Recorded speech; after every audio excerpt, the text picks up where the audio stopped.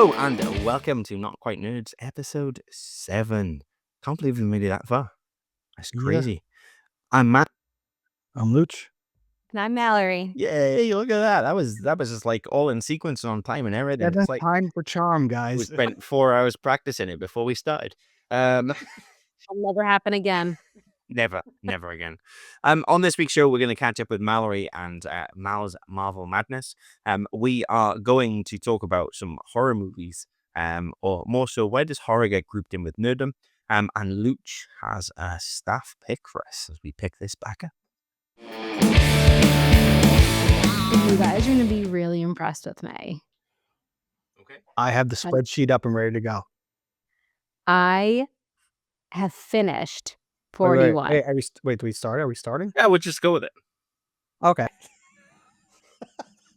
Usually you'd be like, all right, Mallory, so what have you done this week? I mean, we were just going into it. We were just making it all natural. And then you went and ruined it. Luched it. You luched it. I luched it. All luched it. So this week on Mallory's Marvelous Madness, or whatever the fuck it's called. You didn't even know what your own segment's called. Like the whole podcast is started around Mallory's Marvel Madness, the segment, and you don't even know what it's called. Also, my parents, who still have not listened, watched, contributed, cared about this. Just as well I missed last week. What? Just as well I missed last week. Oh my God. Well, you think Dr. Turk, the gynecologist, isn't going to care? He'd find it funny. He would. He would find it funny. So we're up to now. So by the way, my parents do think that you guys are also watching everything. And when I explained to them, you guys are not watching everything, they go, so what is this podcast? You should tell them you should just listen to it and find out. But why should they support me? I mean, it's just an excuse for us to hang out, right? Yeah. That's all it is. Yeah.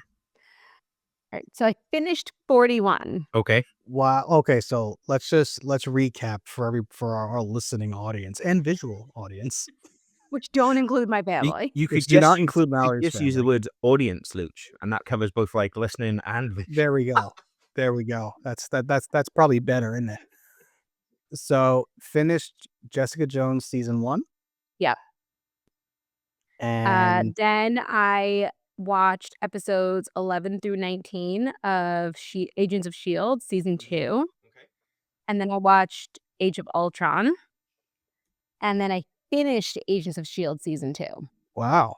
That was pretty accomplished. Yeah. Thank you. I give credit where credit is due. That is quite a bit of entertainment to be consumed. Slow week in court?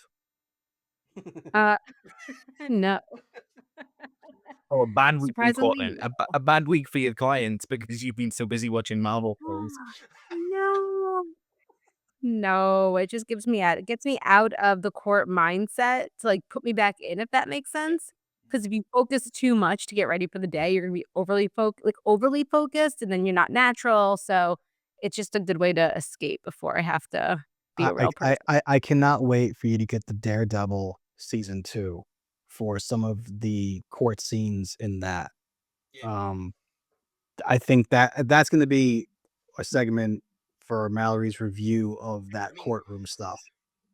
For the audience, we do have a new segment for when Mallory finishes her Marvel Madness, which is where we're going to just put legal films and legal scenes in front of Mallory and just let her rip them apart. So, except for My Cousin Vinny, which is the most perfect legal movie of all time. It might just be one of the most perfect movies of all time. We might be able to make that bold claim as well. Are you sure? I'm positive. How could you be so sure? Because there is no way that these tire marks were made by a 64 Buick Skylark. These marks were made by a 1963 Pontiac Tempest. Objection. It's got Aunt May. It does? It does, so it's connected. Spider-Man. That's what Aunt So May before she was a mechanic. Before she met Uncle Ben, she was with Cousin Vinny. And she was a mechanic. I mean, maybe, did anybody think about this? Maybe Ben's real name was Vinny. Maybe his full name was Vincent Ben May. Did you think about that? Could be. Could be. You never know. And they're from Brooklyn.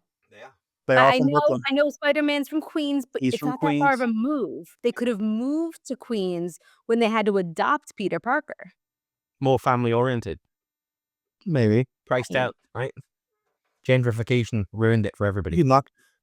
Right. So true. And May could be a nickname for Mona Lisa. We're connecting some dots here, guys. We really are. I feel like we're Charlie in that scene from Sunny in Philadelphia where he's trying to connect the guy that's on holidays. He can't figure him out because he's in his office. Yeah, I feel like that's where we're at. That is it. I think it's canon now. I think it's accurate. So you need I'm to add it to your expecting list. I think so. I think you need to. I think it has to come before Homecoming. It has to. No, you're right. I'm gonna add it in. Yeah. My cousin Vinny. Luch, just in case you're curious, Daredevil season 2 is next. There you go. No, it's not. What? Wait. Only episodes 1 through 4. No, true. No, you got the Punisher in there.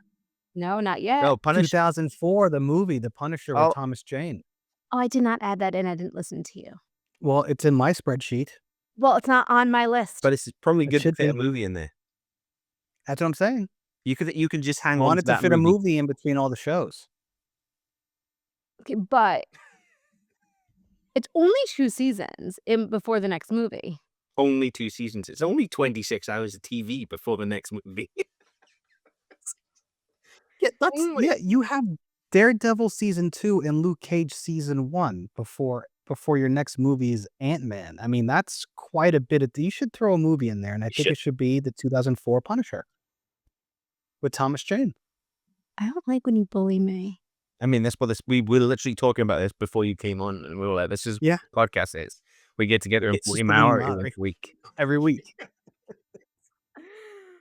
But listen, out of all the Punisher movies that have come out, with the one of the 80s with Dolph Lundgren, and then the other one, Punisher Warzone, with the actor I can't even remember his name. The one with Thomas Jane, I think, is, I don't know if it's the closest we get to a John Berthel. I think John Berthel is the epitome of an actor for that character. But Thomas Jane, I think, does a very good job, and not just because I like him as an actor. I do think he actually plays the Frank Castle character well. I mean, And Jonathan Pignette is in it, who is hilarious. The comedian Jonathan Pignette. Yeah. He's really heavy set. Talks a lot about food and all this stand up, not to be confused with Gabriel Iglesias. But I think that movie is really well done. And if memory serves, I believe John Travolta is in it. John Travolta is the villain, right?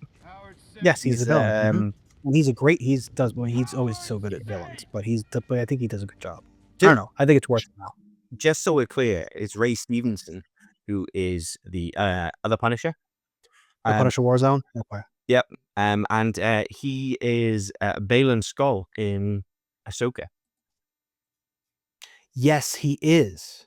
Just throwing You it are out there. very right. Right. Okay. You've just dissed an actor who's gone on to be in a great TV show. No, listen, he is not the problem. That No. movie is the problem. I mean, the Punisher's a complicated character that they want to Yes. throw out there and drag into things. And like the greatest moment for me in comic book history with the Punisher is where Civil War, where he meets up with Cap and the team, and Cap's like, "You can come, but if you're gonna be a dick, then you can't. You've got to go." And the first mission he goes on, I'm pretty sure he kills somebody, and Cap punches him in the face, and they're like, "Are you gonna do something back?" And Punisher's like, "No, he's right." It's Cap. I can't fight Cap. Like he's in the right here, and he sort of gets banished because of that. But the Punisher's a tough character to do. John Bernthald's perfect for it because Yeah, he's dark and just brooding. he plays that brooding, and you could tell with him, like if he, obviously I don't think John Berthel was actually in the military himself, but you could tell that he has that kind of persona to him, that he goes about his craft as an actor with the same type of discipline and passion that I feel like you need to be, in the armed services, but especially like the Marines. Yeah. It's like another level. I don't know. I just think he's great. So, Mal, So fine, I will add it, but Thomas I'm Jane Punch. I added it in. It'll be next, but now I'm taking out my cousin Vinny. okay, we'll do the trade. Okay, it's a bit of a stretch anyway, my cousin Vinny. So I'll accept that. I that like. trade. I think my cousin Vinny's a bit of a stretch, but Punisher is okay. Like there's not that same stretch taking place. No more adding. I just Listen, thought by when I by said my count, we are still at 130 items. No, it's 131. How's it 131? well, I feel like How's it we've got to get it to 44? 137 Maybe it is We definitely do get to 100. We have to find In a 7 row. more things, guys. No, maybe it is only 130. Okay, 130. fine. Whatever. No more. No mas. I think what we should do next is one of us should take on the Star Wars challenge, the same thing. Yeah, one of you guys, Yeah. not me. I think there's enough content there that could be our next big thing is the Star Wars. You know what? I might be willing to take that on. There you go. You've still got Might. Doctor Who to watch though. I You do. I do. I'm still. So I did make some plays around with the VPN. I think I found the workaround. Okay. If you So- want, at the end of today's episode, I could just act out the first episode for you. Wait. In costume and in an accent, or just like spoken word theater? No, I'll do it in an accent. It'll be a Okay. really bad accent, but it's fine. Every country Right, has an mates. Great. Like I'm from the Doctor Who. No, sorry, that's my horrible accent. Is the Doctor a scouse? I felt about this. I was listening back. We will get back to Mallory's Marvel Madness, but we are doing what we always do, which is go off on a full tangent when the three of us together. But Peter Capaldi, David Tennant, and Nick Fuji, all Scottish. Three Scottish. Now Peter Capaldi. 3 Scottish. And none of them are Scottish. Well, in the another one show. actually Scottish in it, but three. No, but Peter Capaldi isn't he? Does he not say? Is he? In his first episode, does he not say, "Oh, what's that accent"? I'm sure Or he maybe makes he does. reference to it. Yeah. Of eyebrows, that's Scot. I am Scottish and I've gone Scottish. Oh, yes, you are. You are definitely Scotch, sir. I hear it in your voice. Oh, no, that's good. Oh, it's good. I'm Scottish. Now Peter Capaldi. Correct me if I'm wrong, because I know him as an actor, but I believe was he Sid's dad in Skins? Oh, now you're asking. I've never seen Skins. Oh well, that's that's a that's show. Mallory's list then. That's a 2027 show. You know, it's part of the We can- MCU. No, it's not. Actually, it's No. part of the DCU because what- Tony grows up to be Lex Luthor. I was going to say it's actually what Beast did before he got his mutant powers. No. Right? Was it Peter Capaldi? Peter Capaldi. Yeah, Peter Capaldi. I'm pretty sure he played Sid's dad in Skins. All right, we're going, and that would have been. It was in Paddington too. Oh, really? And Paddington. Yeah. So Yeah, I think he was about like 4 or 5 episodes. I think throughout the first two seasons of Skins. yes, he was. Wait, Skins. Mark Jenkins. Isn't there a US Skins and a UK Yes, Skins? there was only one season of the U.S. Skins on MTV, and it was garbage. It was also Because really we- controversial. Like they Yes. absolutely hated it. The Christians were not a fan of that show. Teenagers, No. premarital sex. But I will say that the UK Skins, I would go as far to say the first 4 seasons, I think, are decent, and then I think it goes on for another 2, and then I don't think it's as good. But the first 2, I think, are the best. Luch has been generous there. The first season and a half is decent, and then Okay. It's like Misfits. yeah, it is just It's like also Misfits.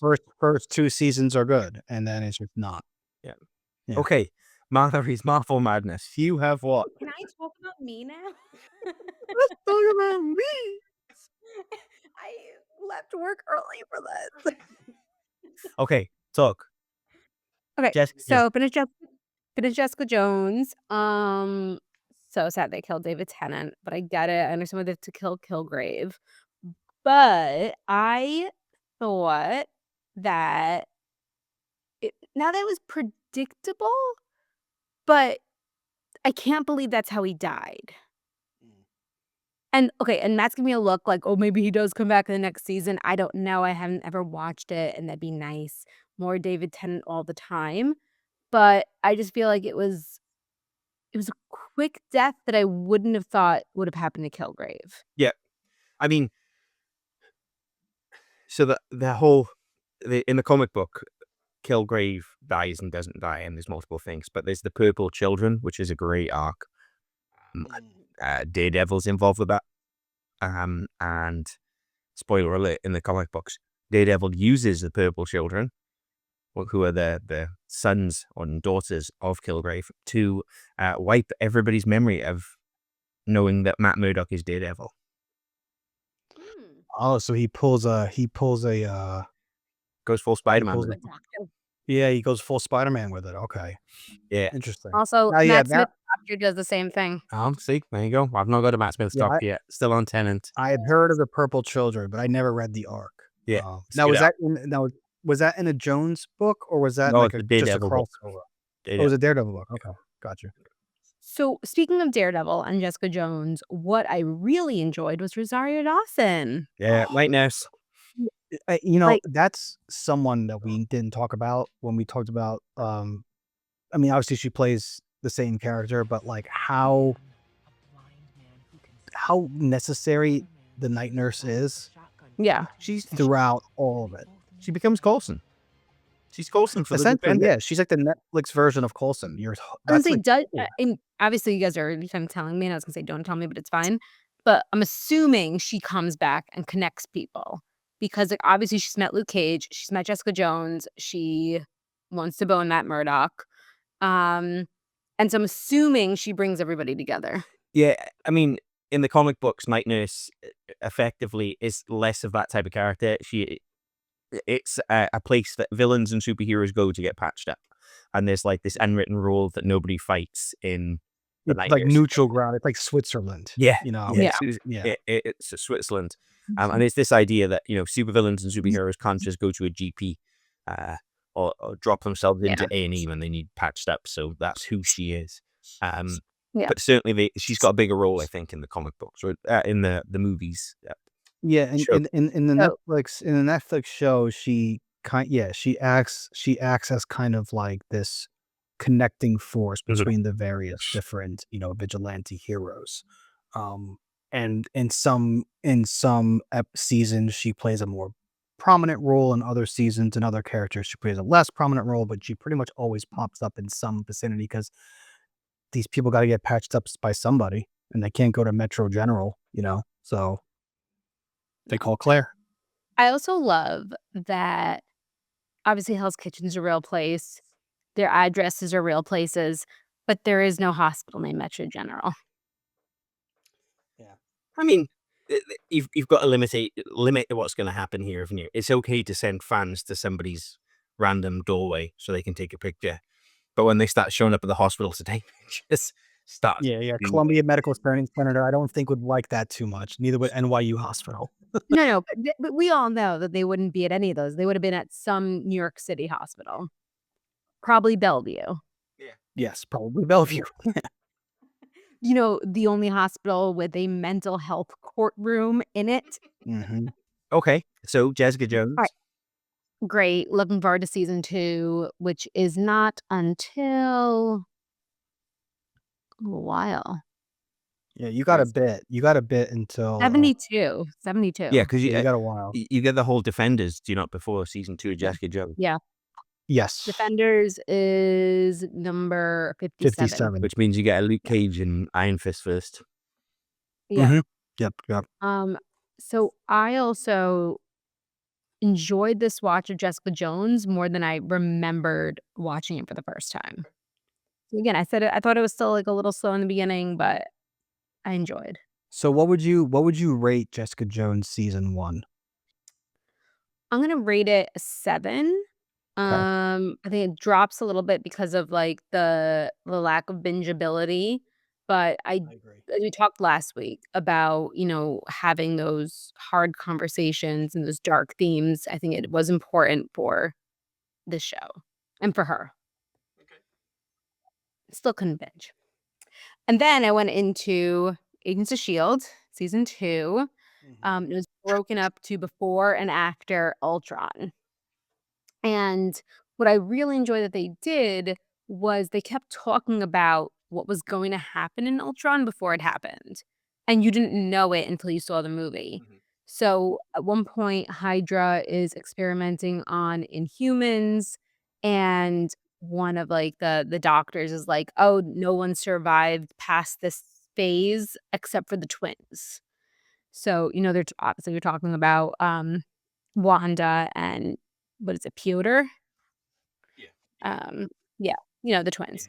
And then the girl in the flower dress. Stop chewing the flowers. Reyna, It, her name is. Reyna, thank you. Mhm. Reyna is her powers that she can see the future, and like one of the last things Amongst that other happened. things. No, Mm.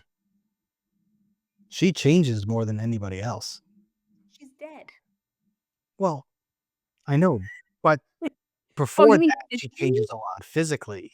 Oh well, yeah, that's not a power. She's just Well, ugly. Um, That's what Luch remembers, okay? It's important.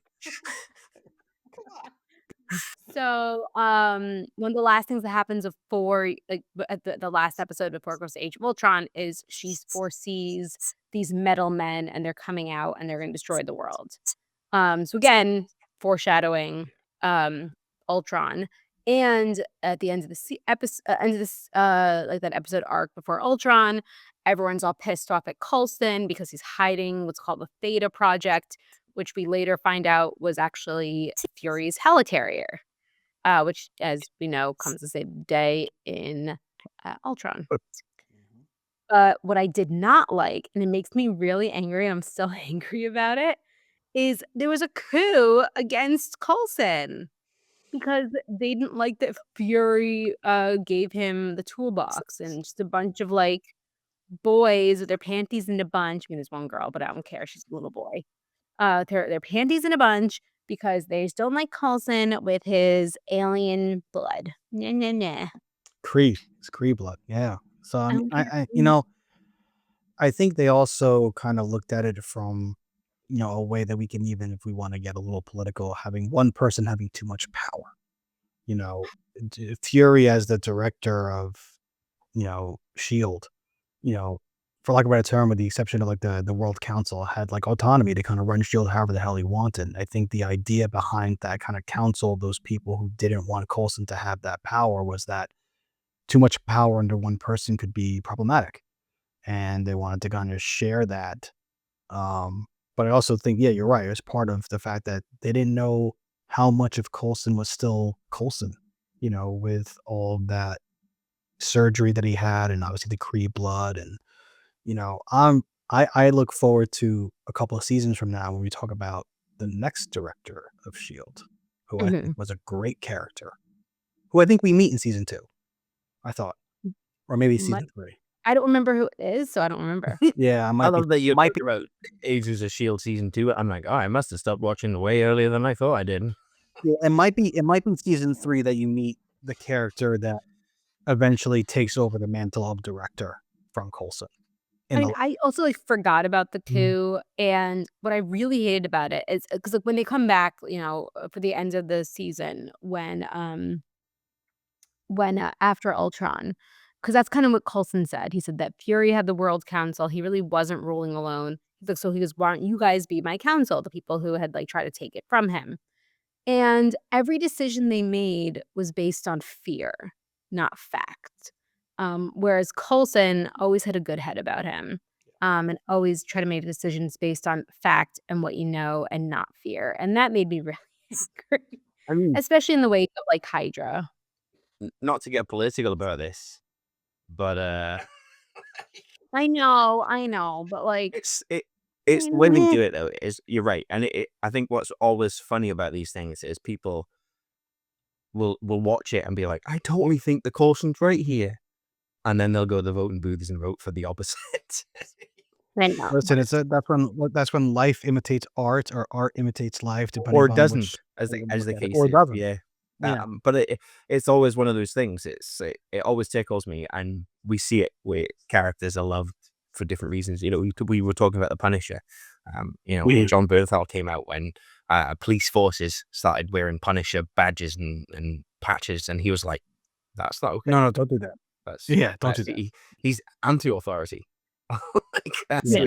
so it's always amusing from that perspective. But how okay, so Agents of Shield season 2, first half up to Ultron. How you feeling about it? It was good. It was good. I liked I like them better when they do go hand in hand with the movies. I know we've talked about it at some point. They do kind of go off, the rails. Yeah. But no, I enjoyed. I still think it's fun. I still think it's fun to watch.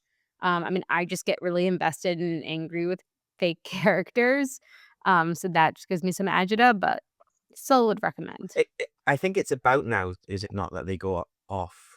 I'm trying to think, because there was a production. So the whole thing was that Kevin Feige, he wanted more control, and there was the holy trinity of Marvel, that Feige would produce a script with whoever, and he would bring it to them, and they would say yay or nay. And he didn't like that. He wanted to be the person making the decision. And one of the things he did in a petty spat was say, Agents of Shield has nothing to do with the films, and they're in different. They're not connected in any way, shape, or form. Which was a little bit like biting the hand that feeds you, but It was, 'cause- especially because at the time it was the only television show that was connected. Because Agent Carter at that point, I think, had already gone on and off the air. yeah, I I believe. think Agent Carter was later. Or was it later? It might Yeah, have been. and I could be wrong. yeah, but you're right. Like, there wasn't anything else, and even Agent Carter, he was a little bit hesitant to do, and it's only now Disney Plus has brought everything together, and Disney have said, well, this is all under the same roof, that he's suddenly gone, okay. And even then, I don't think it's his choice. I think it's been more the Russo's choice, in the way that they've taken the film direction and brought all of these characters together and allowed us to do that. And then, of course, Ryan Reynolds, once again, forcing everybody's hand by, first of all, just by being awesome as Deadpool, so awesome that Disney were like, well, we can't get rid of this guy. We need to bring him into our universe so we can keep using him. And I think it is like season 4. I mean, I'll be interested because I haven't watched Agents of Shield in a while. There's bits and pieces of each season I feel like, or like I remember, but I want to say, and I guess we'll find out with Mallory's Marvel Madness, around season 4 is when they just completely disconnect and go somewhere else. just in case any of Well, our fans without have started a drinking game or want to, every time we say Mallory's Marvel Madness, you should drink. And every time we get it wrong, you should drink twice. well, every time we get it right, you should just consume your beverage. Yeah. Yeah, there we go. You drink twice if we get it wrong, and you finish your drink if we get it right. It's way rare we do that. So Yeah, we'll see. Because with how it ended, and I know I'm skipping over Ultron for a minute, but with how it ended, I wouldn't be surprised if season 3 is now the disconnect. it could be. It very well could be. I could have And my I'll let rules you know. wrong, but I have some time. yes. Now that I added So- Punisher. Ultron. Ultron. So what I really enjoy rewatching these movies, and Luch actually caught me doing it years ago, and I won't tell you what it is yet. But when you rewatch these movies, you catch these little lines that you don't catch the first time that are so endearing and so funny. And my favorite one is in Thor Ragnarok. And I think Luch was sitting with me when I caught it, and I think I rewound it like 3 times. And when we get there, I'll tell you what the line is. But in Age of Ultron, I don't think I ever caught it. It's in the beginning. They're trying to find Loki's scepter in Sokovia. And Tony Stark is in the base. And he's like looking around and goes, please be a secret door, please be a secret door, please be a secret door. And then it opens, and under his breath he goes, yay. And it's just remember that scene. Yeah. so cute. And I'm like, I wonder if that was actually scripted, if that was Robert Downey Jr. But either way, it's just cute. It's fun. I'm enjoying catching those things. I also really enjoy, I think it's one of people's one of their favorite scenes in the movie is also towards the beginning when they're having the party at Tony's house. when it's just the core crew The again. I core mean, crew. And yeah, I mean, in the Warhammer's Avenger in Skull there. Clower, right? Yeah. Yeah, Yeah. Warhammer's there, Falcon's there, Maria Hill's there, like, but it's just like, the people. It's not like Stan Lee's already gotten, carted He's away buzzed because and he's gone off yeah, it's the Asgardian liquor or whatever it yeah. was. And everybody remembers when they're trying to pick up, Thor's hammer, and, like, obviously, we all know, like, it moves a little bit for Cap, but that's just such a genuine moment, like, that's something that you would do with your friends. The party's done, you're hanging out with your buddies, you may not have seen them, you just had a good day, you're hanging out, and you're just, like, goofing off, and it's just so human in an AI movie. It is like I don't as the Avengers movies go, I think it's the worst, I agree. but It's it's high definitely the bar, weak. right?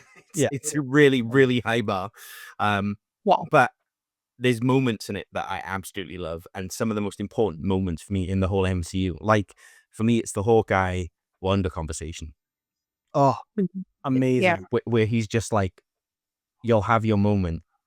And that'll be important. And I like it's just that conversation. Your time will I have a come. bow and an arrow. It doesn't make any sense. Yeah, yeah. Like that for me is one of the key moments of the whole film. It gives you that sort of I don't know. That's the heart to the story.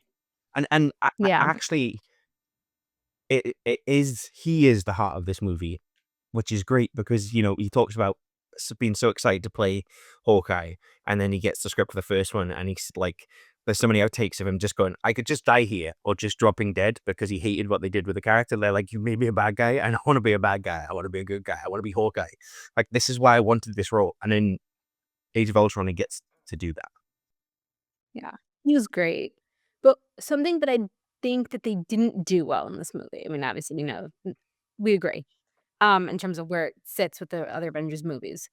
But I do like, and I think it makes sense, the little love connection between Nat and Bruce. I like that. It does make sense. What I didn't like, and maybe it's just the way that the movie had to be, is it kind of comes out of nowhere. Like, you don't even see it in the first movie, like, there's not even, like, a spark in the first movie, and, then all of a sudden, she's, like, really hitting on him, she's, like, in a bathrobe when he gets out of the shower and offers to join him. Like, So where did it come from? I was literally while we were talking there, I was like, there's so many good things in this film that are well written, like those little lines, whether they were written or not, like all that, and then there's still the Joss Whedon moments. But Yeah. you're like, is there a need for that? Did we need that? And you're right, I enjoyed it, but did we need it? And No. No. They Right. could just have had a really intense, like, kinship, with her being able to kind of talk him down when he's the Hulk and Mhm. have that connection to make him relax and calm down. That could have and that would have been perfect in and of itself. The other romantic side of it, I don't think was necessary. I didn't mind it, but I don't think it really added too much to the story. sorry, Uh, I should check the list, but without going to the list. Norton's Incredible Hulk, right? That's on your Well, I watched it already. yeah, that's gone past already. yeah, that was That That was was really that was that was number episode 14. 1. Yeah, that was episode 1 No, of the pod watched it, been of the there, done podcast. that. but we get later on we get Liv Tyler reprising her role, I which is a know, I cool know. moment. Like that's such a cool moment. Yeah. Even just in voice, but you finally like full circle moment sort of thing. Maybe we'll get a really full circle moment, and we'll get a Hulk movie, and we'll get all the different versions of Hulk fight each other. I mean, there's been rumors for World War Hulk for a long time. I mean, it's teased in She-Hulk right at the end of She-Hulk. He Yeah, it introduces is. the Yeah. scar, and we'll see.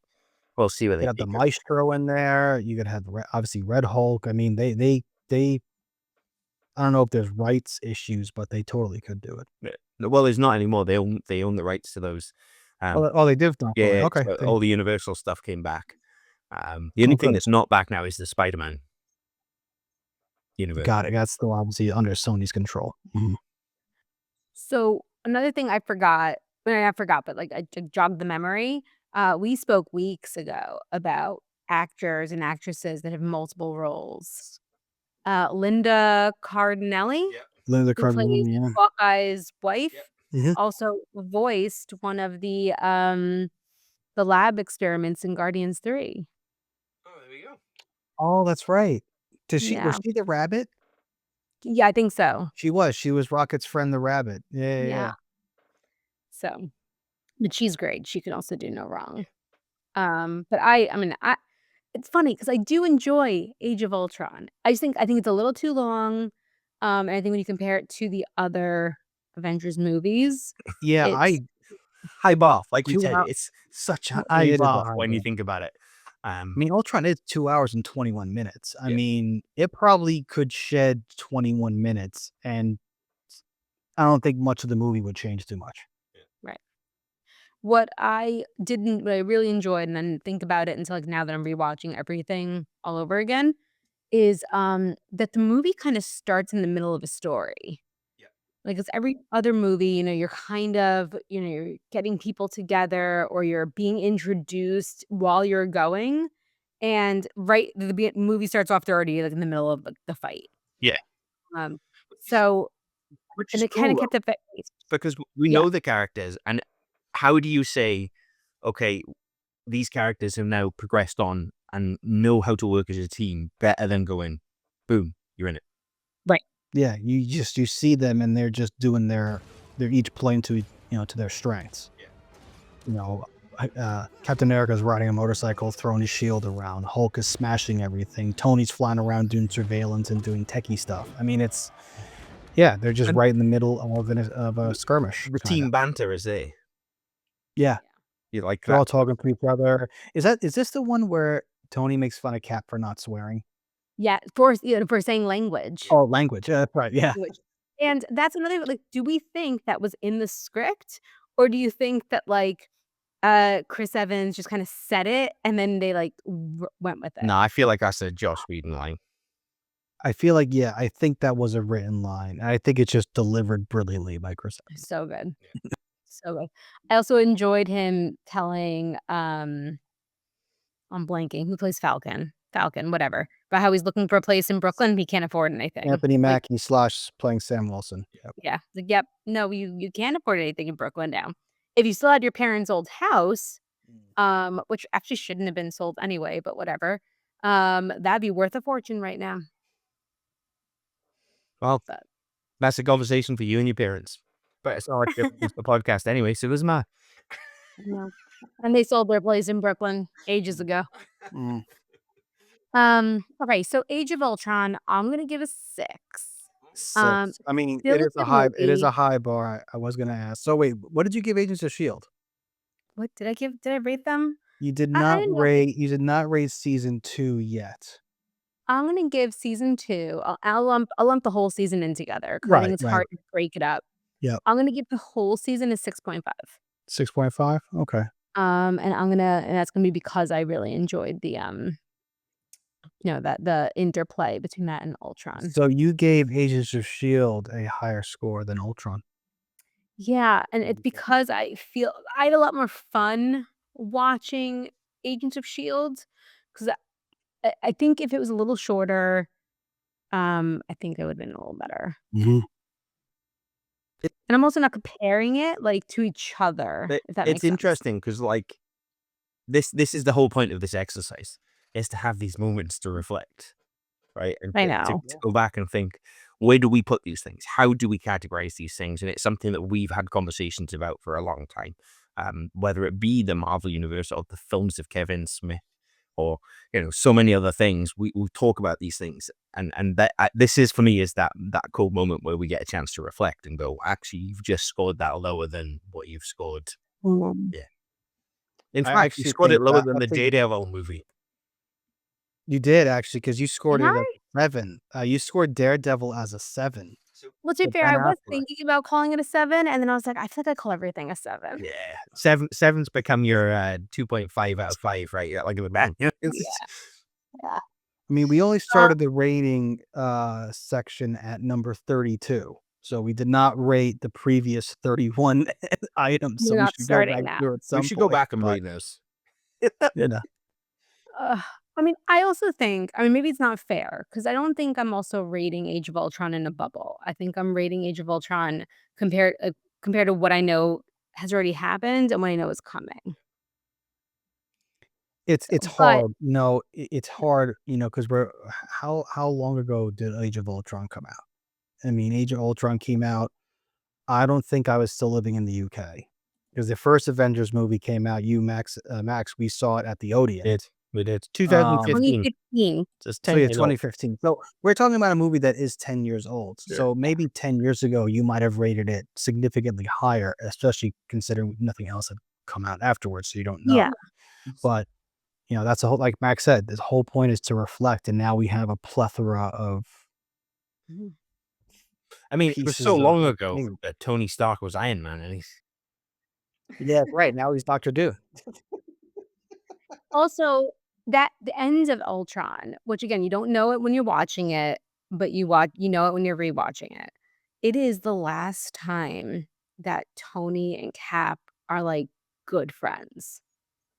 Because quickly into Civil War, they start fighting over the Sokovia Accords. I mean, spoilers, statute of limitations on spoilers.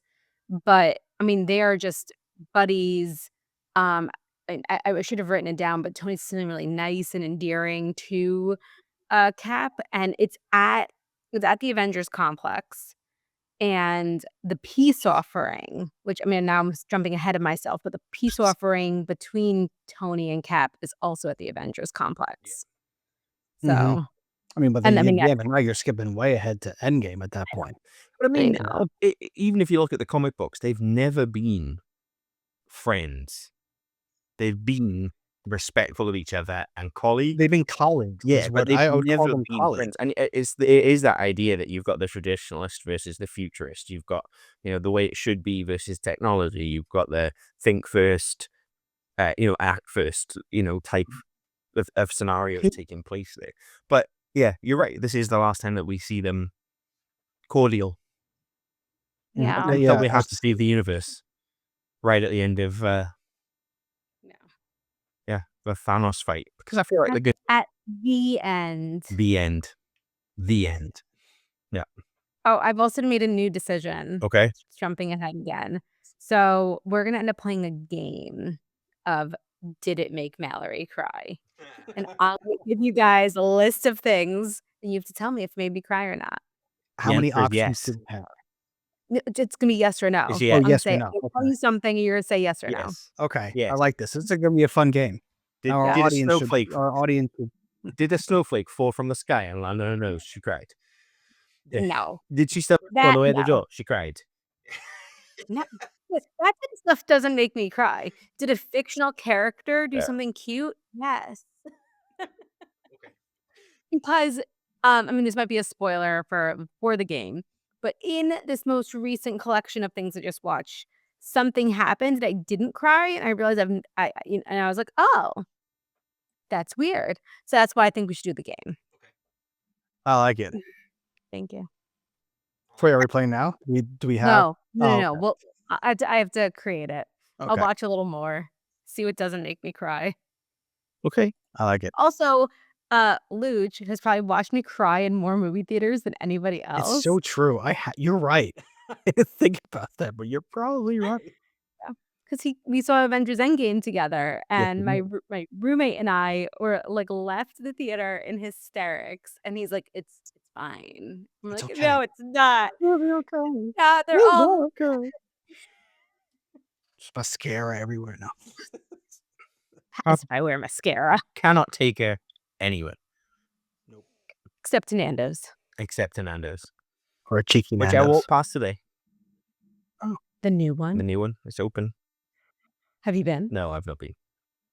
Can you get them to sponsor us? I mean, I don't go to Nando's unless you're here. It's cheap. Well, I'm not Oh coming back. man, I would go to until next Nando's year. like every other week if It's I was cheating. over there, dude. I'd be you. cheating on you if I went and did that. No, it's I'm okay. trying to make it It's correct. an ethical, non-monogamous relationship between us and Nando's. Nando's Things is that our make thing. Mallory cry, part 2. Nando's is our thing. It's our special thing. It's our special thing. Yeah. Yeah. As long as your wife's okay with it. He's okay with it. The kids want to come next time, though. You can come. Your kids can come anyway. Okay, so and then next up after that, you managed to get a few more episodes of something in right after. No. It was just Agents of Oh, Shield. just Agents of Shield. Okay. We have officially exhausted Mallory's Marvel Madness. This week. Consumer beverage. This week. For this week. Yeah. Consume. We need t-shirts for that. We do. Not quite nerds. Consuming beverage. So we were having a chat and we were like, what should we talk about this week? I think it's important to figure this out. So we have noticed that when you go to these Comic Cons and when you go to the world of nerd, I mean, I feel we get more views, Mallory, if you did that without a top on, but we'll talk about that next time around. I would say my parents watch this, but they don't. Yeah, I know, right? So we talked about how horror often gets grouped in with nerddom. And do we know why? You know, I thought about it today, and the only thing that came to mind was that people, just like people are passionate about comic books and superheroes and fantasy and stuff like that, people are just as passionate about horror. There are horror specific conventions all over the place. People like follow these different writers and directors who like specialize in it. And I think that's the reason why, is because it's just another genre or another piece of entertainment that people just you I feel like for a lot of people it's either you either love it or you hate it. I don't feel like there's a lot of in between people. Yeah. And I think that passion is what drives it towards the nerddomness. I don't know. It's my thought today. I also think it's so outside of reality, like comics. Like you're never gonna, really meet Jason Voorhees or Freddy Krueger. Just like you're really never gonna meet Tony Stark or Cap. So it does take you so far outside of your actual day-to-day reality, but it also shows, just like comics, like the human spirit. Yeah. So What everything that you've said there is entirely accurate. But actually, I think it comes down to tropes, structure, and archetypes, right? Because superhero movies have tropes, structure, and archetype. They have characters that you can attach yourself to, and they have a lore that you, as an audience member, can build upon and read about and go back. So whether it be Freddy Krueger and you find out about his past and you get into Freddy Krueger and you learn all about how he became Freddy Krueger and all those sorts of things, it's very much the same as superheroes in that we have all these characters that you can get attached to and you can find out and you can follow their own stories. And, are they good? Are they bad? Where do they actually fit in this? Luch, I did my dissertation on horror movies. Society I did, yeah. codes Yeah. and how they're reflected in horror movies was my undergrad dissertation. I remember I read that paper, It's awful, right? and it Hindsight. scared the crap out of me then, just like all the horror stuff does now. But fascinating because ultimately all these bad guys, all these killers in horror movies are actually only supporting the 10 Commandments, the 8 rules of Islam, Very rules true. of Buddhism. All they're doing is reinforcing these rules. The things that people have done to die is break those rules. But that's the other thing, is horror movies have rules.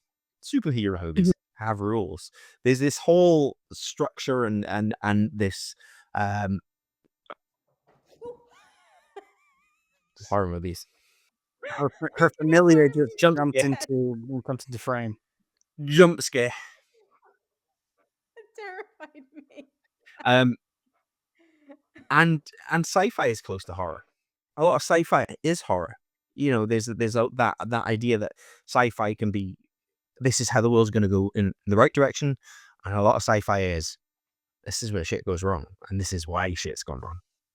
See, and that's something that I had a question for you both, because I am not a horror movie fan. I have seen a handful because my wife, Stephanie, who provided me with a fantastic list, because I asked her to, It's like Cap's of all list. of all of her favorite horror movies. I want to hear that list. I will send it to you. Take I a will picture, share it on. and what I we'll will do take is a I'll share picture. it on screen. Yeah, we'll share it on the social media. Now it's in no particular order, and I've seen a handful of these because she asked me to, but she knows the rules. Number one, it needs to be during the day. I do not watch if it's 3:30 in the afternoon and it's like the fall or winter. It gets dark at like 4 o'clock. I'm not watching it. This has to be like first thing in the morning. That's my rule. Best time. Huh? That's the best time. That's one that it has to be daytime. But one of the things that I noticed is that there were some things that I really liked, but they weren't movies. Like there's a book series by Scott Sigler, who's one of my favorite authors. He wrote the Galactic Football series, which might be Or remember you read? which might be a future staff pick that I would provide. And I'll go into detail on. But he also wrote another book called The Infected Trilogy, and it is like a great combination of science fiction and horror about these little alien parasites who come in and infect people and turn them into murderous, rampaging lunatics. So Animorphs. I mean, I like the connection, but not quite. If you read the book, it's not quite there. But for some reason, I could demolish that book. I love that book series. The first two are great. The third one's because the main character kind of just, I won't say what happens to him. But when it comes to movies, I couldn't guess. I wanted to ask you guys, when did you get into horror? I mean, Matt, you wrote your dissertation on horror movies. But what about Mallory? Because I know you like horror films. I watch horror movies to relax. Oh my God, we're so opposite. I'm having a really stressful day. I'll put on a really good horror movie. I watch Catch and Release to relax. Like, I and you were watching Freddy Krueger. So perfect segue, right, Luch? I wrote down when we started talking that my the Tale of Two Kevins is what I've written down. And should I ever write a biography about my passion and my love for film, it will be the Tale of Two Kevins, because we obviously know Kevin Smith. We've spoken about him a lot in this podcast, and we're only 7 episodes in. The other Kevin at the exact same time was Kevin Williamson. Now, Luch, you all know Kevin Williamson as the creator and writer of Dawson's Creek. Yes. But while he was writing Dawson's Creek, he was also writing Scream, I Know What You Did Last Summer, The Faculty, Cursed was another one that he did. So all of these horror franchises that he sort of had out there. There were some other thrillers that he threw in there as well, and he had some horror TV series that he made as well. But it was the Tale of Two Kevins. There was these two Kevins who, at that point of my life, were huge filmmakers or huge creators.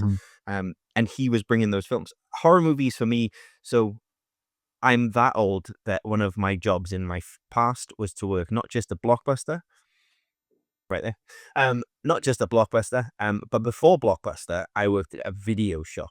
That's right. I worked in a store that did VHS videos. Yeah, that came in boxes just like that. That's how old I am.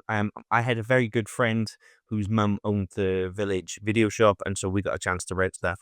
And we used to read and watch all of the horror stuff. And I'm talking Peter Jackson before Lord of the Rings horror, right? I'm talking The Dentist. I didn't even know that. Yeah. He made horror movies, Peter Jackson? Amazing horror movies with Interesting. Okay. really I amazing learned something today. practical effects. That's how he got into filmmaking. Yeah, I remember The Dentist, your Freddy Krueger's, Child's Play. I can tell you that Child's Play absolutely terrified me. Child's Play 2. Chucky. Yep. Right? Yeah. Yes. Child's Play 2. That's on Steph's list. There we go. Oh, it's good. I've seen Chucky. I have. I think I've actually seen the first 4 Chucky movies. Yeah. They get campier and campier as the first one actually kind of freaked me out a little bit, and then the other rest were just like, oh, just kick him. 2 is the one I watched first, so I watched 2 before I'd watched any of them, and I must have been 8 or 9 years old. But let me just say that it had a lasting impact on me, and I used to be terrified whenever I had to sleep in my sister's room for any reason. If we had to swap bedrooms or anything, or anywhere there was dolls, not for me. I get it. But that's why I like them. Like Mal, that's what I like, is that, oh my God, that thrill. That moment where your hairs stand up. That moment where you get a chill that goes down your spine, where you think, oh shit, there's something behind me. And I've gone through the cycle. Like, I love my slasher horrors. I can go back to Psycho. I remember watching Psycho as a teenager. I'm watching through those. And then again, when it came to my dissertation, the 70 odd films that I watched and put together. Basically, it's like Mal's list, but it was slasher horror films. Black Christmas and all of those. I remember those.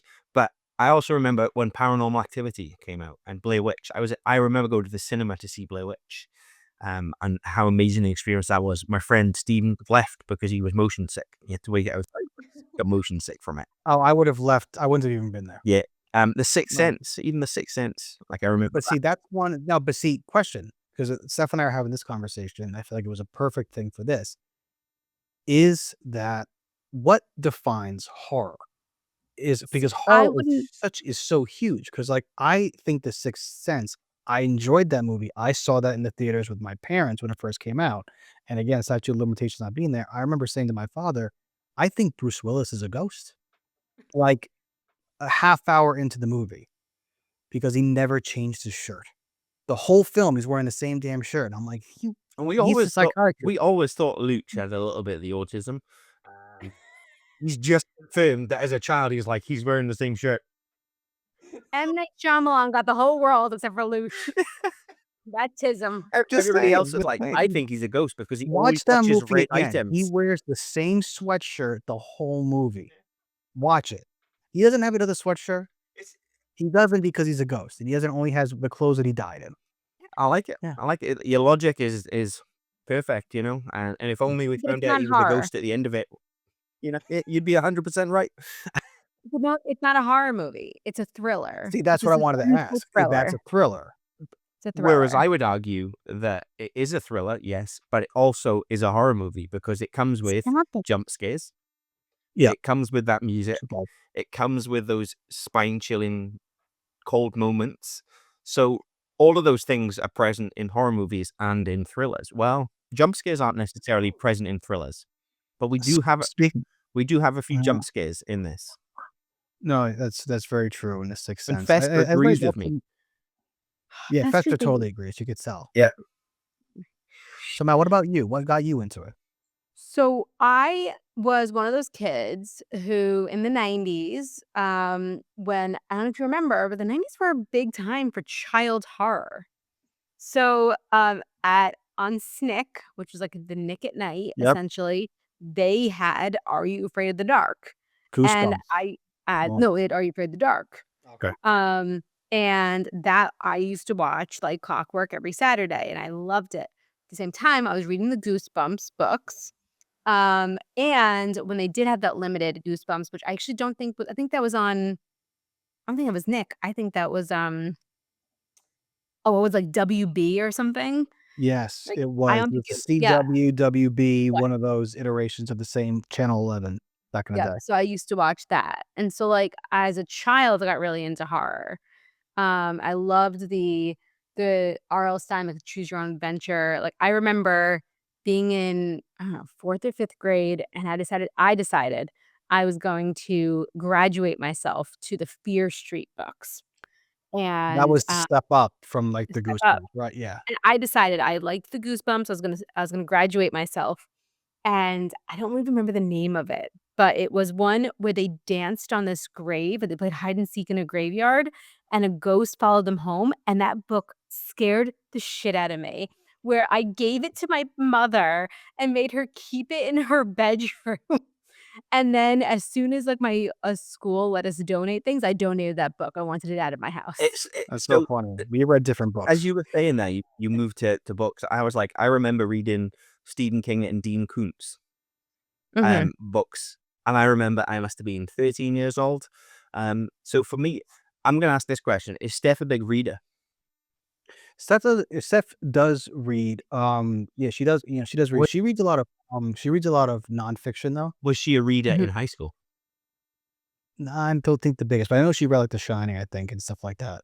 It's just that, because Um, I think there's a big correlation there between readers, people who spend time in the library and have good imaginations, outsiders, generally people who are outsiders, like horror movies and are into that sort of thing. And maybe that's the connection with comic book nerds and stuff, is we were all outsiders. I think, yeah, I mean, that's kind of what I think. It's again a thing. I think it's these things that people get ultra passionate about, sometimes to an extreme, sometimes not. Yeah. And I think that's what drives it under general nerdom. But if you would indulge me, I wanted to kind of rattle off a few films from Steph's list and get your thumbs up, thumbs down, or something like that. I'm just gonna pick some at random, and throw it out there. And so the ones that I'm gonna say are ones that I've seen, and I want to kind of, as a non-horror person, I want to get your opinion. Pet Cemetery, the original, and the one that came out a couple of years ago. Yes, on the original. I don't know about the remake. I'm gonna do thumbs up for both. I liked both. Also, if you haven't read Pet Cemetery, great book. And the foreword, which is directly from Stephen King as to why he wrote it, I think is really interesting. Okay, because I do like to read, so that Yeah. can be something for me. I'll let you borrow it. And Okay. it. It is another one. Which one? I watched both the one that came out more recently, like the part 1 and part 2 with the kid from Stranger Things playing Bill Hader's younger self, and I watched the original again with Steph. She showed me both. So like the 4-hour version. Well, kind of, yeah, but we didn't do it like we didn't like Lord of the Rings and Yeah. watch it all in one So day. what I'll tell you about that is I grew up in where Channel 4 used to show that, but they'd show it over 2 nights. So they'd show part 1 Sunday night and then part 2 Monday night. That was sort of how they did it. And part 1 was terrifying and part 2 was boring. Like that's the way I felt about those films. So yes, for the first half and for the second. I agree. Yeah. Okay. I agree. But I love the new ones. I thought they New were really ones. good. I liked Not seen I liked the You didn't see casting them? they did was phenomenal between the kids and then them as adults. I thought they nailed the casting. I also thought that the young Skarsgård, amazing. Like, as Pennywise, he is so good. Is it not Tim Yeah. Curry in the original? Tim I Curry's in the believe it is original. Tim Curry in the original. Yep, But yep. he's a lot more campy as Pennywise than Skarsgård is as Pennywise. Okay. But also great book. Definitely read it. Some trigger warnings in there. Okay. I'm gonna give 3 more if that's all right. The Lost Boys, which 2 thumbs up. I had seen years ago, and mainly because Kiefer Sutherland, Yeah. Jack Bauer. So I wouldn't count The Lost Boys as a horror though. See, and That's true. that sparked some conversation. It's Is it a definitely- thriller? Is it a horror But movie? it's vampires, but it's not horror. Whereas, vampires were always considered to be horror, whereas now we get Twilight, which is horrific, but not Right. horror. Now, this movie, I remember stocking the shelves with it at Blockbuster, I believe. Drag Me to Hell. Yeah, I was all right. Oh, with the horror king, Justin Long. Yes. Yeah. Which people don't realize he is a horror Yeah, king. he's in loads of horrors. Yeah. Tusk. Again, No, horrific. I don't think I've seen Drag Me to Hell since it came out, but I remember liking it. I think it had good jump scares, and that was about it. Sam Raimi, though, right? I think so. Let me check that. I could be wrong. What's your next My one? last clue that I'll give, and again, I'll take a picture of the list and so we can post it. But the last 2 I'm going to say, and this one I've only seen the trailer for, and I scary. know I have to watch it like on the brightest day, first thing in the morning, and that is The People Under the Stairs. I've never I seen it. haven't even heard of it. Watch the trailer. It's terrifying. It's about like this creepy family who like lure people into their house to like give to these people that live under the stairs. I don't. This again. It's in the title. Wait, hold on. What's it called? People Under the Stairs? I think so. Yeah. Hold on. Is it when they just move into the house? Again. Oh, no, it's a I've only seen the 1991 movie. I've definitely never seen this. Yes, it is early 90s. It is early 90s. You can tell by the cinematography and the style of the trailer. Oh, It's definitely It's early Wes 90s. Craven. Yes, Wes Craven. There we go. Yeah. Which We love Wes Craven. which makes sense. Yeah, by the way, it was Sam Raimi, and that's what I thought. That was what was different about Drag Me to Hell, was Sam Raimi took us back to what he used to do. Like, and it was what we had this. Sam Raimi did his Evil Dead stuff, which started off as horror and then went campy. I think we can all agree that goes campy. Wes Craven Definitely. brings out the slashers. Slashers take over the Mhm. 80s, the early 90s, the slashers king, and then carries on through to Scream, and we get those slashers. And throughout all of that time, what we didn't really have was any other type of successful horror. It was all slasher. Then Blair Witch does the found footage. Then we get Paranormal Activities. And then we get Drag Me to Hell, which was a throwback to the other stuff. It was like reintroducing it to the people. By the way, all the movies that you said on this list, every single one. I just read through. I'll also say, because I'm wearing the shirt, my House of a Thousand Corpses shirt, I do love Rob Zombie horror, but it has this movie specifically has a fun connection to nerdy things. One of the stars of House of a Thousand Corpses is Chris Hardwick, who, Did is Talking the Dead. well, he's the host of Walking Dead, but isn't he also the host of The Nerdist? Yes, he is. He's the host of The Nerdist, and yes, he did the Talking Dead after Walking Dead show. Yeah. And again, another thing that I mentioned that is it horror? I would say the first season or two kind of is, and then it just kind of goes into something weird. But my last thing from the quite lengthy list, because I asked for it, and she's awesome, was American Horror Story, the show. Depends on the season for Not me. watched it. I tend to agree with you. I think the Freak Show season, which I want to say is like episode 5 or season I think it's season 4. 4, I think. I think that's kind of creepy. I like the Witches one is good. The Apocalypse one, kind of horror-y a I little feel like bit. Freak Show should have been better for what That it was was. my first. That was the first one that I watched. So Steph Oh. and I sat down and we kind of like went through like picking different ones that she thought that I would enjoy. And the first one she showed me was the Freak Show season. Well, Murder House, which is the first season, I think is a perfect season. Absolutely love it. Also, Evan Peters, who is in a bunch of them, to be fair. Because he's in almost all of them, isn't he? Yeah, All seasons? Yeah. it's an anthology, so there's a lot of people that do repeats. Sarah Pullman or something. Paulson. Paulson. That's it. Yeah, And Billy Lord is now in them. Carrie Fisher's daughter. that's right. That's right. Yeah. Mhm. So yes, I will share this list with you guys. And so yeah. So anything that you would recommend for me again during the day? Well, I also really enjoy horror comedy too. Like Sometimes Camp it in was the Woods? no. Like actually, there's this. Oh, I'm gonna find it. Hold on. It's a Bill Murray, Adam Driver zombie movie. And it's funny, Adam Driver. I mean, right? I'd recommend Miles' t-shirt there, The House of a Thousand Corpses. With House of Thousand Corpses, Okay. and then quickly followed by The Devil's Rejects. Okay. Oh, one Um, honorable mention I will say, because this one I have seen, and again, it's creepy as hell. The Descent. Oh, that one freaks me out. It's so good. And did you know there was a different ending in The Descent based on if you were in the US or the UK? I did not know I did that. not know that, no. Well, I knew it. Interesting. May have to see if we can find that alternate ending. I'll be on Yeah, YouTube now. I think it just depends. I think the US, it was like she survived, and then the UK version, she almost like there was like one of the freaks behind her. But I think the UK one is really what the sequel is based on. Okay. I mean, like I said, I've seen the first one and the second one again during the day. But Bright Sky. I talked about how horror and sci-fi almost go hand in hand. Alien is a horror movie. Aliens is a sci-fi.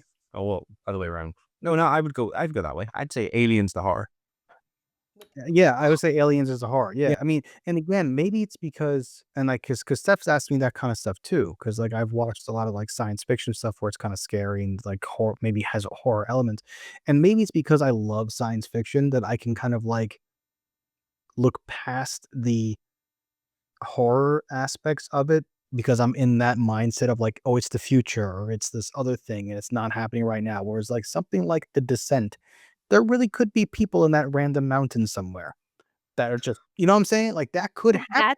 That's why I don't watch The Hills Have Eyes. That's I've on this watched too. it stresses me out. I can't Yeah. watch it. I've tried. It gives me Yeah. the heebie-jeebies thinking about it. Cannot watch it. But Luch, that movie, the Adam Driver, Bill Murray movie, is The Dead Don't Die. The dead don't die. Okay. That I think is a I'll good. write that down. I'll write that down. It's a gap because it is funny. You will not be scared. There's no jump scares, but it's fun. It's funny. It's scary. It's zombies. Bill Murray. Just so you said The Hills Have Eyes. So there's Sonny Bean, who is a legendary Scottish cult leader who cannibalized over 1,000 people in 25 years. For his cult. Yeah, see, I don't like In it. the I don't like 16th century, and it's that whole mythic legend. It was born in East Lothian, but it's one of those ones where you're like, why has nobody made a film of that yet? because The Hills Have Eyes. Ugh. Yeah, I mean there are some here that my lovely wife, she marked as like, this is not a movie for you. And Oh, that's give one me one. Give me that, The Hills Have Eyes. Yeah.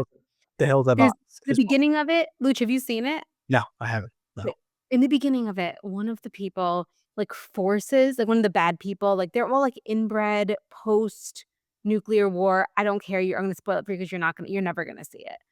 And they force this woman, like this, like the forces one of like these like this poor woman who was out there camping to breastfeed from her. It's just gross and Wow. and gratuitous. Like I don't like horror movies that are like gratuitous. Yeah, see, like that's the thing. Like when I've talked Maybe about stay, like horror stay away movies, from the Peter Jackson stuff then.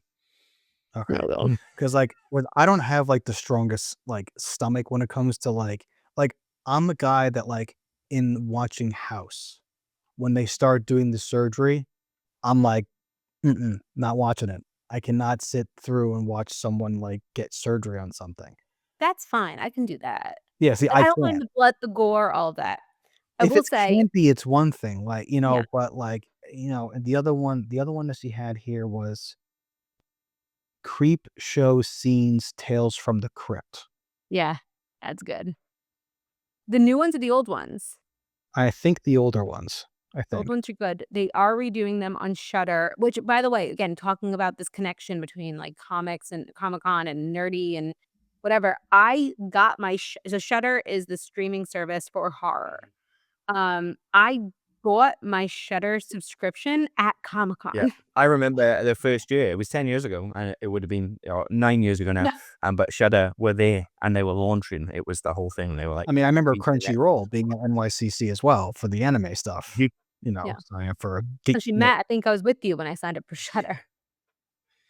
But I don't normally. So okay, so the fact that Fester just scared me while he was jumping over is gonna belie what I'm about to say. But normally, I don't get scared easily. It does take a while, like a lot, for me to get scared. He's just a stealthy little boy. So I genuinely enjoy being scared when I can get scared. So I'll go to haunted houses. Like I love Halloween. If they can get me, great. If not, I'll laugh. But that's what I'm trying to find now. Like I'm trying to find really good horror movies because there's a lot of times I'll watch a movie and like this is scary, but I'm not like scared. I love watching horror movies with my like hands above like covering my face. It's my favorite. And it takes a lot. So Yeah. so if Steph has any recommendations for me. Like I said, there's something on this list that you haven't seen, and I'll pass it along. She did say to me, she goes, I will tell you guys right now, there are 26 movies on this list. She goes, I could probably double that very quickly, Yeah. but you didn't give me a lot of time to put this together. So I feel like Steph and I need to hang out more. yeah, you guys can watch these movies. I will cry in the corner. Like, Would you come home one day and Steph and I are just like holding each other watching this movie? and I'll be like, can we please put on Mallrats? No. But Okay, All right. so we've definitely gone along this week. So we're going to throw it over to the staff pick. And Fun. have you got a staff pick, Luch? You know what? I wondered if this was going to come back around, and I do have a staff pick. Here we go. So I went back and forth between two. and I'm gonna keep one in my back pocket because it's. Oh, you're just staring at me right now. I love it. Feel like the spotlight's just on me. I'm gonna keep one in my back pocket because it's too similar to my first staff pick. Okay. So I am going to actually change it up and recommend a book. Okay. Ooh. So the book I'm gonna recommend is the Galactic Football Series, book 1, called The Rookie. This is written by an author, Scott Sigler, and it focuses on, in the future, there are multiple habitable worlds, and one thing, I don't want to give too much away, but one thing that has kept the worlds from kind of warring with each other or being a little bit different, like being difficult, is that they've all um, found that what brings them together and keeps the races. They have so many differences, but one commonality they have is they love American football. And there are a number of different like alien races, humans being one of them, that each have a particular physical attribute or skill set that aids them in football. Like there is one race of alien that are very long and wide and kind of snake-like in structure, and they make perfect defensive and offensive linemen. There is another there's another race that kind of looks kind of like a grasshopper or a cricket, and they are incredibly fast and can jump very high. So they're phenomenal wide receivers, defensive backs, safeties.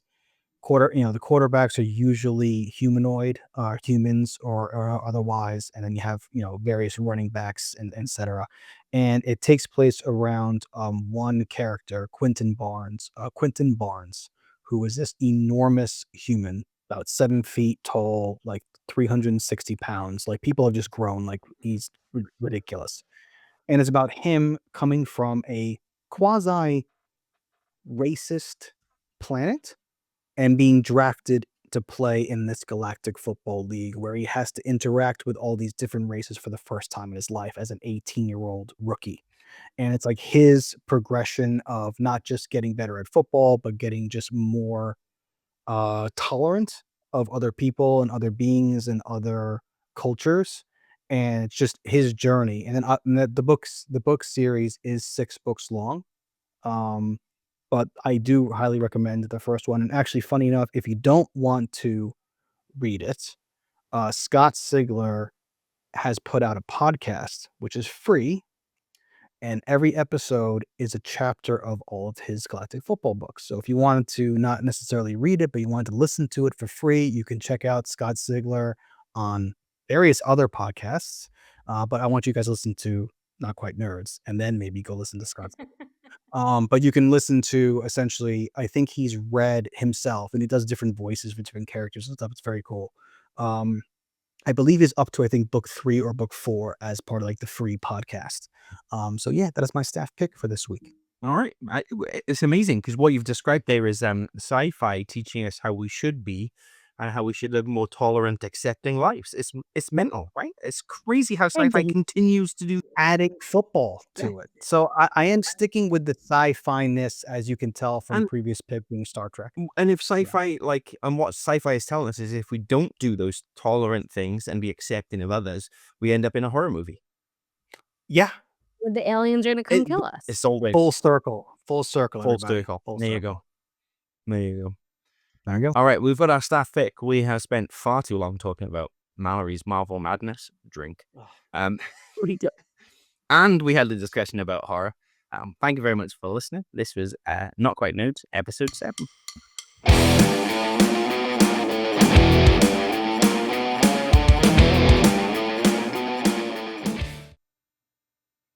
Banana, banana. Definitely using that. You doing the ESPN new music? All right.